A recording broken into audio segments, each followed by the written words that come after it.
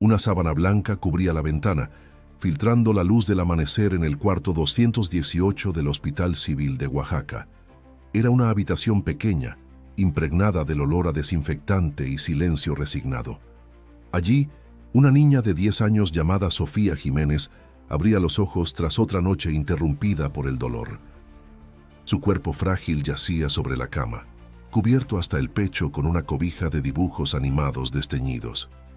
A su lado, sentada en una silla de plástico, estaba su madre, María Elena, una mujer de rostro cansado pero de mirada incansablemente tierna. Sofía tenía leucemia linfoblástica aguda, un diagnóstico que había llegado 9 meses atrás como una sentencia implacable. Desde entonces, su mundo se redujo a pasillos de hospital, tratamientos invasivos y la persistente esperanza de que el día siguiente fuera mejor. María Elena había dejado su trabajo como enfermera para cuidar a su hija a tiempo completo. Vivían al día, gracias a la caridad de vecinos y al apoyo ocasional del párroco local. Aquella mañana, mientras María Elena le acariciaba el cabello a su hija, un rumor comenzó a recorrer el hospital como un susurro en medio del viento. Las enfermeras se cruzaban miradas, los médicos murmuraban entre pasillos. Algo importante estaba por ocurrir, pero nadie sabía exactamente qué. Lo único claro era que se trataba de una visita muy especial. Alguien venía desde muy lejos.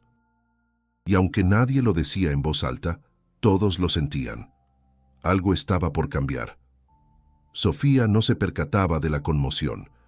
Su atención estaba centrada en un cuaderno de dibujos que descansaba sobre sus piernas.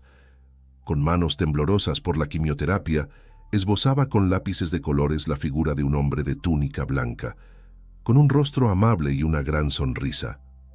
Era el Papa. Su imaginación lo traía a su lado en aquellos días de oscuridad. «Algún día me gustaría conocerlo», murmuró casi como un secreto, sin saber que sus palabras se entrelazaban con un destino mucho más grande. María Elena, al escucharla, sintió un nudo en la garganta. No sabía cómo consolar a su hija, pero sí sabía que no podía dejar de intentarlo. Le sonrió, conteniendo las lágrimas, y le prometió que nunca dejarían de soñar juntas. Mientras tanto, en la entrada del hospital, el padre Tomás, un sacerdote de voz serena y manos cálidas, observaba el ir y venir del personal. Era amigo de la familia y visitaba a Sofía cada semana, llevándole historias bíblicas y pequeños pasajes de fe. Ese día, sin embargo, lo habían convocado desde muy temprano, y lo notaron inquieto, como si supiera algo que los demás ignoraban. En una sala de espera, un grupo reducido de personas revisaba papeles y hablaba en voz baja. Las autoridades del hospital habían recibido un comunicado confidencial, pero mantenían absoluto hermetismo. Los pasillos se limpiaban con más esmero, las habitaciones se revisaban una por una. Todo debía estar en orden. La noticia aún no había sido revelada, pero el aire estaba cargado de expectativa. Si te conmueven las historias reales que tocan el corazón, suscríbete ahora y acompáñanos en esta emotiva travesía. Algo sagrado, algo poderoso estaba en camino. Y el alma inocente de una niña estaba a punto de cruzarse con el corazón de un hombre que movía multitudes, pero que estaba por descubrir lo que realmente significa la fe. Sofía había convertido su pequeño cuarto hospitalario en un universo propio, un refugio de dibujos colgados con cinta en las paredes y notas de colores que hablaban de un mundo más allá de las jeringas y los goteros. Le gustaba pintar ángeles, animales sonrientes y, sobre todo, una figura de túnica blanca que siempre colocaba en el centro de sus escenas, el Papa. No lo conocía en persona, pero sentía que él sí la conocía a ella, como si cada oración que le dirigía encontrara eco en algún rincón del Vaticano. Cada día su rutina comenzaba con una dosis de quimioterapia y un intento de dibujar algo nuevo. Aunque sus manos temblaban, su mente era una explosión de ideas. Sus dibujos no eran solamente arte, eran ventanas a su alma. Cuando María Elena los miraba, veía los sueños que su hija aún se atrevía a tener. En una de esas tardes en que la fiebre bajaba y la energía regresaba por unas horas, Sofía le confesó a su madre algo que le daba vueltas en la cabeza desde hacía tiempo. «Mamá, ¿crees que el Papa alguna vez ha escuchado a una niña como yo?» María Elena tardó unos segundos en responder, luchando contra el dolor que esa pregunta le causaba. Le sonrió y dijo: «Claro que sí, mi amor. Él escucha a todos los que hablan con el corazón». Aquel momento fue más que una conversación madre e hija, fue el nacimiento de una esperanza. Sofía, convencida de que aún podía tocar el corazón de aquel hombre que representaba para ella el consuelo divino, pidió papel y lápiz. Durante la siguiente hora, escribió con esmero una carta dirigida al Papa León XIV. En ella no pedía regalos ni milagros imposibles, solo le contaba cómo se sentía, lo que había vivido y cómo la fe que él representaba le ayudaba a seguir adelante. «Querido Papa», comenzaba la carta, «yo me llamo Sofía, tengo 10 años, y aunque a veces me duele mucho el cuerpo, no dejo de creer que Dios me ama». Le habló de los ángeles que dibujaba, de los libros que leía con su mamá, y del padre Tomás, a quien veía como su guía espiritual. Terminó con una línea que a María Elena le arrancó lágrimas silenciosas. «No sé si algún día podré conocerlo, pero si puede, rece por mí». Al día siguiente, con la ayuda del padre Tomás, María Elena entregó la carta en un sobre cuidadosamente doblado. El sacerdote prometió enviarla con todos los medios posibles. Aunque en su interior temía que el mensaje se perdiera en el camino, nunca dejó de rezar para que llegara a su destino. Mientras Sofía volvía a concentrarse en sus dibujos, su madre encendía una veladora cada noche, como si aquella llama pudiera guiar la carta a través de océanos y corazones. La vida en el hospital seguía su curso, entre tratamientos y esperas interminables. Pero ahora, algo había cambiado en los ojos de Sofía. Ya no brillaban solo con la luz del coraje, sino también con la expectativa silenciosa de que, tal vez, alguien allá lejos la escucharía. El padre Tomás, con su sotana gastada y pasos tranquilos, salió del hospital con el sobre en la mano, como si llevara un tesoro. Sabía que no era fácil que una carta escrita por una niña enferma en Oaxaca llegara al escritorio del Papa, pero también sabía que la fe no entiende de probabilidades y que los milagros a veces toman forma de papel y tinta. La envió a través de la diócesis, con una solicitud formal incluida, y desde allí la carta cruzó el país hasta la Ciudad de México. Semanas después, viajaba rumbo a Roma en valija diplomática, junto con otros documentos eclesiásticos. Durante el trayecto, permaneció sellada, esperando ser leída por alguien que pudiera ver más allá de las palabras. En el Vaticano, el ritmo era constante, pero meticuloso. Entre reuniones, audiencias y deberes espirituales, cada carta que llegaba era revisada por personal de confianza. Fue en una mañana de cielo gris, mientras el sol apenas asomaba entre los muros antiguos, que Monseñor Vittorio, secretario personal del Papa León XIV, tomó aquel sobre con matasellos mexicanos y caligrafía infantil. Al principio, pensó en enviarla al archivo como tantas otras, pero algo en el sobre lo detuvo. Lo abrió con delicadeza y comenzó a leer. La letra era torpe, las líneas desiguales, pero el contenido era puro, directo, sin adornos. A medida que avanzaba, algo en su pecho se apretó. No era solo una petición, era un testimonio de fe nacido desde el sufrimiento más profundo. Sin perder tiempo, Monseñor Vittorio caminó por los pasillos del Palacio Apostólico hasta llegar al despacho papal. Tocó suavemente la puerta y esperó. Al entrar encontró al Papa leyendo un manuscrito teológico. León XIV era un hombre de semblante apacible, mirada sabia y una voz que inspiraba confianza sin necesidad de elevarla. Tras escuchar la petición de su secretario, dejó el libro sobre la mesa y tomó la carta. Leyó en silencio, sin interrumpirse, sin preguntar. Al terminar, cerró los ojos por un momento. Luego miró a Vittorio y dijo con voz firme: «Prepara todo, voy a México». El secretario parpadeó confundido. «¿A México, su santidad?». El Papa asintió. «A Oaxaca. No puedo ignorar una fe tan grande en un cuerpo tan pequeño. Esa niña me ha enseñado más sobre Dios que muchos tratados que he leído. La noticia no tardó en sacudir los pasillos vaticanos. Viajar al extranjero no era algo que se decidiera a la ligera, menos aún por una sola carta. Pero León XIV no era un papa común. Creía que la Iglesia debía estar donde el dolor gritaba en silencio. Y en esa carta, el dolor y la esperanza se abrazaban de una forma que no podía ignorar. A puerta cerrada, comenzaron los preparativos. El viaje debía mantenerse en secreto. Se coordinó con diplomáticos, autoridades eclesiásticas mexicanas y un pequeño grupo de médicos del Vaticano. Cada paso debía darse con cautela. Mientras tanto, en Oaxaca, Sofía seguía dibujando. La carta que había enviado estaba cruzando el mundo.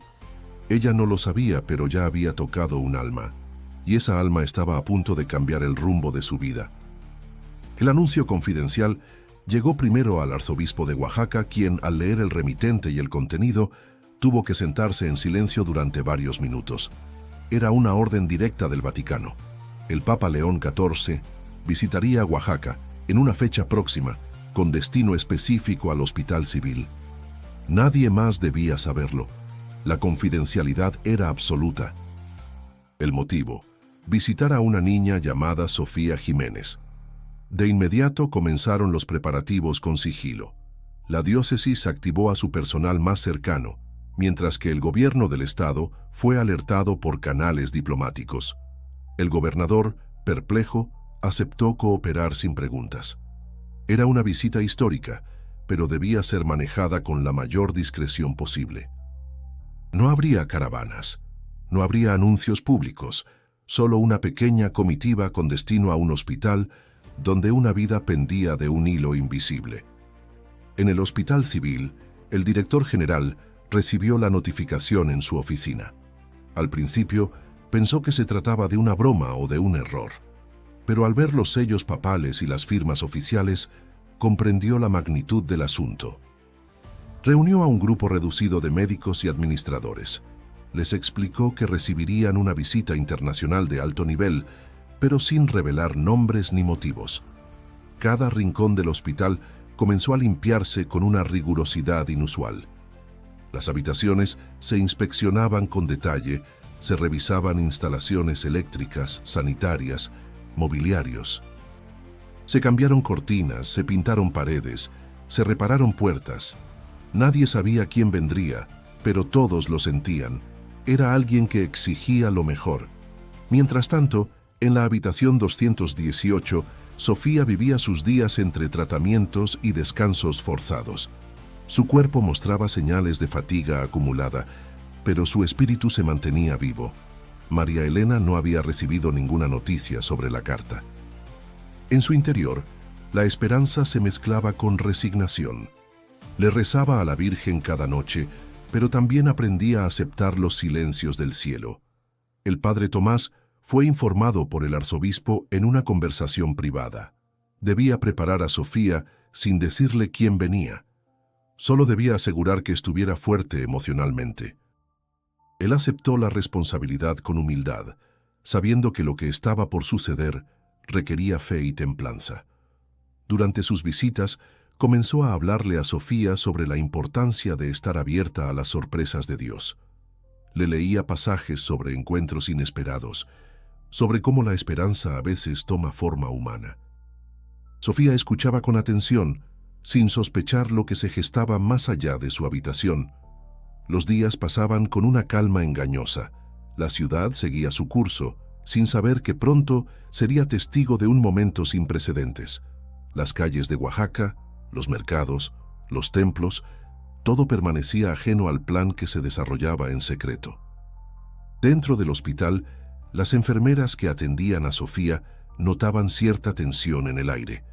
Algunos directivos revisaban su habitación más de lo habitual, otros preguntaban por sus horarios de terapia, pero nadie le decía nada concreto.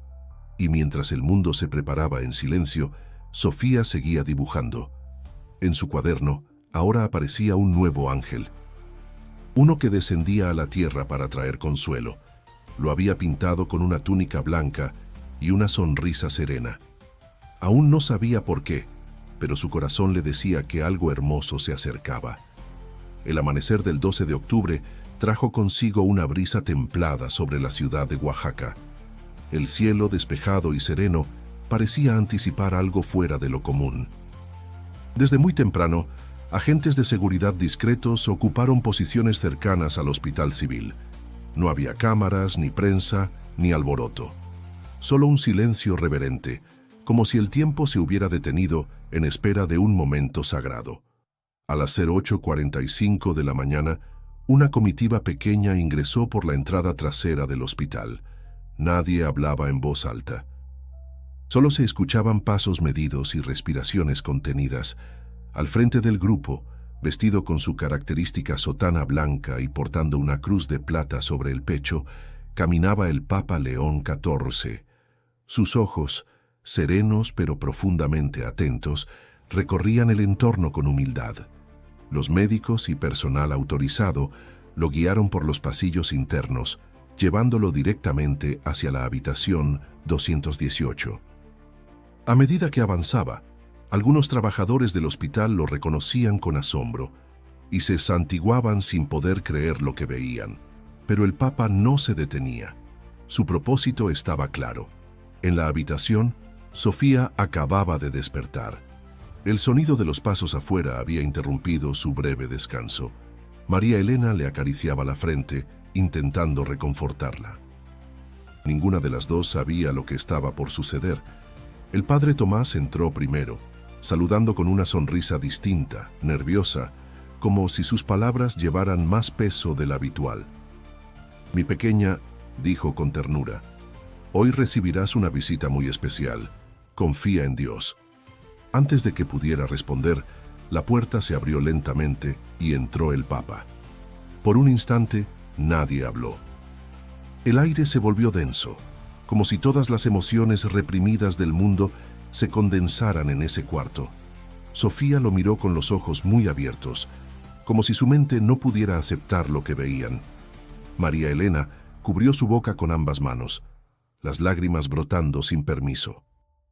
León XIV se acercó a la cama sin prisa, con la mirada fija en aquella niña delgada, conectada a suero, pero con un alma que parecía brillar por encima del cuerpo. Se sentó a su lado, tomó su mano con delicadeza y sonrió. «Tú eres Sofía», dijo con voz cálida. «He venido desde muy lejos solo para verte». La niña asintió, incapaz de hablar. Su mirada estaba empapada de incredulidad y alegría. El Papa sostuvo su mano con fuerza firme pero gentil. Luego, sin romper el contacto visual, agregó: «Tu carta me enseñó algo que muchos olvidan, que la fe no se mide por palabras, sino por el amor que mantenemos incluso en el dolor». Nadie en la habitación se atrevía a moverse. María Elena cayó de rodillas al pie de la cama, llorando en silencio. El padre Tomás se mantuvo a un lado, con la cabeza inclinada y las manos cruzadas. El Papa permaneció allí, sin reloj, sin apuro. La miró como si viera en ella la esencia misma de la humanidad. No era un acto público, era un encuentro entre dos almas, una pequeña que sufría en silencio y otra grande que había venido a escucharla. El cuarto permanecía en silencio, pero no era un silencio vacío. Era denso, cargado de emoción. El Papa seguía sentado junto a Sofía con su mano entre las suyas, como si el tiempo se hubiera detenido para permitir que ese momento se grabara en la eternidad. Finalmente, Sofía, con un hilo de voz, preguntó: «¿De verdad vino solo por mí?». León XIV se sonrió con ternura y asintió. «Sí, pequeña, leí tus palabras, sentí tu fe y supe que debía venir». Sofía bajó la mirada conmovida y luego dijo: «Yo a veces tengo miedo, me duele mucho, pero siempre pienso que Dios me está cuidando, aunque no lo entienda». El Papa la miró con intensidad y respondió: «Dios nunca se aleja. A veces calla, pero siempre escucha. Y cuando alguien como tú habla con el alma, Él envía señales. Esta vez, la señal fuiste tú para mí». María Elena, aún arrodillada, no pudo contener un sollozo. Había vivido meses de angustia, noches enteras rezando por un milagro. Y ahora, ver a su hija conversando con el líder espiritual de millones de personas era más que un milagro. Era un acto divino, un susurro del cielo. León XIV se inclinó hacia Sofía, cerró los ojos y colocó su otra mano sobre su cabeza. Comenzó a orar en voz baja, con palabras antiguas, pero con una emoción tan palpable que se sentía en el aire. Cada palabra era pronunciada como un suspiro profundo, como si cargara siglos de fe concentrados en esa oración. Los ojos de Sofía también se cerraron.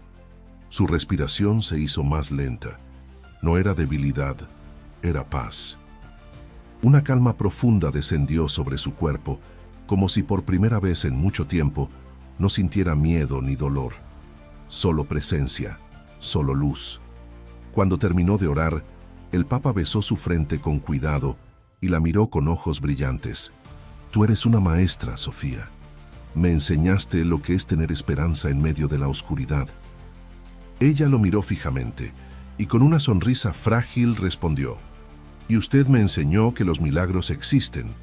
Afuera del cuarto, algunas enfermeras habían empezado a notar la energía distinta que se sentía. No sabían quién había entrado exactamente, pero algo dentro de ellas les decía que era alguien que venía con propósito. Al pasar por el pasillo, sentían una especie de reverencia, como si lo sagrado se hubiese hecho presente en carne viva. En el interior, los médicos que acompañaban la visita tomaban notas sin hablar. Estaban ahí como testigos, no como especialistas. A pesar de todos sus años de formación, nunca habían presenciado algo que les provocara esa mezcla de solemnidad, paz y humildad. El Papa permaneció en la habitación casi una hora. No habló de teología, no predicó dogmas, solo escuchó, preguntó por las cosas que Sofía dibujaba, por los cuentos que le gustaban, por lo que soñaba hacer si mejoraba. Rió con sus respuestas, se emocionó con sus historias. Y cuando ya debía marcharse, volvió a tomar su mano y le susurró: Dios camina contigo, y ahora también yo. Nadie allí sería el mismo después de esa visita. Antes de levantarse, el Papa volvió a contemplar el rostro de Sofía. Había algo en ella que lo retenía, como si el tiempo mismo se resistiera a seguir su curso. En un gesto que nadie esperaba, se arrodilló junto a su cama. Tomó con ambas manos la de la niña y en un acto profundamente humano y espiritual, la besó con devoción. Las lágrimas descendieron por el rostro de María Elena. El padre Tomás soltó un suspiro ahogado. El personal médico allí presente sintió un estremecimiento que les caló hasta los huesos. No se trataba de un símbolo ni de un acto político. Era un hombre rendido ante la inocencia, la fe y la fragilidad de una vida que resistía al sufrimiento con una fuerza silenciosa. Entonces el Papa, con voz entrecortada por la emoción, pronunció unas palabras que serían recordadas en toda la nación. Aquí, en este cuarto humilde, habita el alma más pura del mundo. El impacto fue inmediato. Una de las enfermeras que se encontraba cerca, incapaz de contener el impulso, envió un mensaje a su hermana con lo que acababa de presenciar. En minutos, alguien más lo replicó.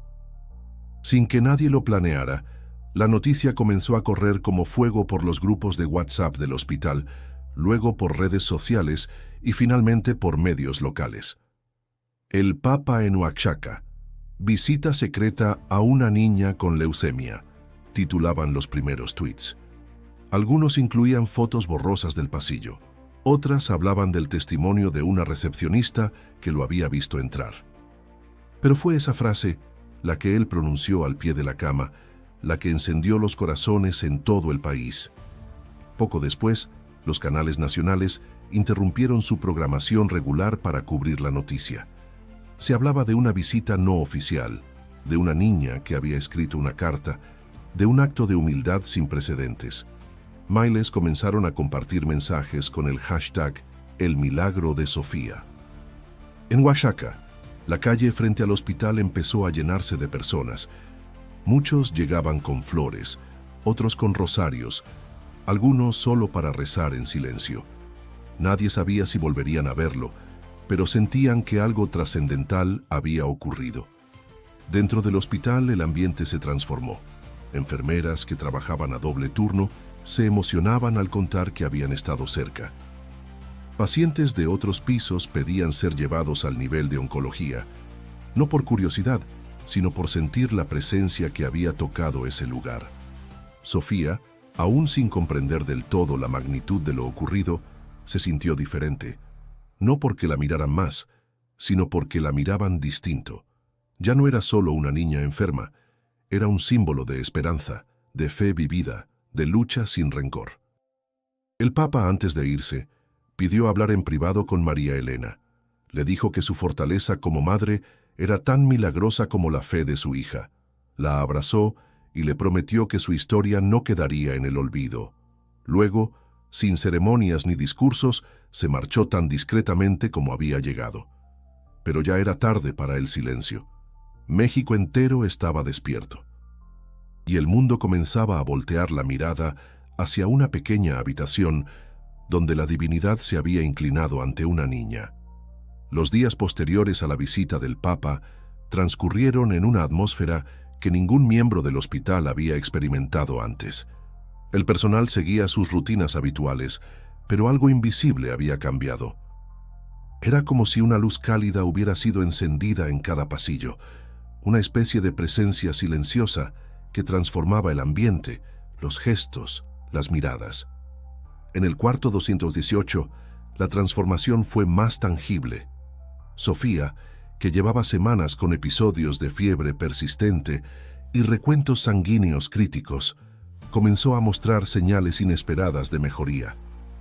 Su temperatura se estabilizó, su apetito regresó poco a poco y las náuseas disminuyeron. Los médicos, sorprendidos, realizaron exámenes de control. Los resultados eran desconcertantes. Su médula ósea mostraba una regeneración incipiente que no se esperaba en esa etapa del tratamiento. Su conteo de glóbulos blancos había subido de forma significativa y sostenida. Los oncólogos con años de experiencia no encontraban una explicación clínica clara. Uno de los especialistas, el doctor Ramiro Huerta, expresó lo que muchos pensaban, aunque pocos se atrevían a decir: "No puedo explicarlo con medicina". Pero lo que ocurrió aquí fue más que ciencia. Sofía, por su parte, simplemente decía que se sentía más tranquila, como si algo la cuidara desde dentro. Seguía dibujando todos los días, y ahora en sus ilustraciones, el ángel de túnica blanca aparecía sonriendo en el cielo, sobre campos verdes, rodeado de niños. Los demás pacientes del área oncológica también comenzaron a mostrar mejorías inesperadas. Varios reportaron menos dolor, otros toleraban mejor los tratamientos, e incluso una niña que llevaba semanas en estado de ánimo severamente decaído pidió jugar con plastilina. Las enfermeras, conmovidas, notaban que los rostros de los niños tenían una expresión distinta.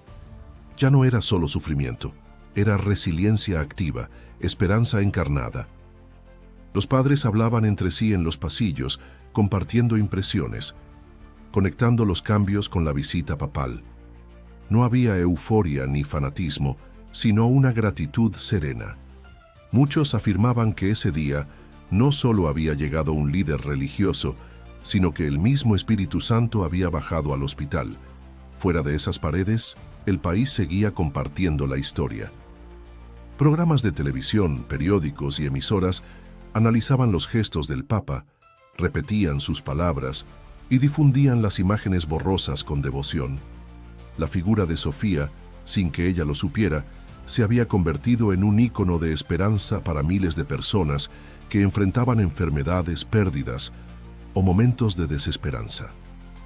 En redes sociales comenzaron a circular mensajes como: "Si ella puede, nosotros también". "La fe de una niña movió al mundo" y "Oaxaca, tierra de milagros".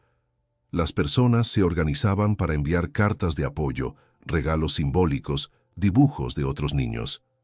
María Elena, aún sorprendida por los cambios, agradecía en silencio cada pequeño avance. Nunca pidió fama, ni cámaras, ni reconocimiento. Solo quería que su hija viviera. Y ahora, por primera vez en meses, podía mirar al futuro sin que el miedo le atrapara el pecho.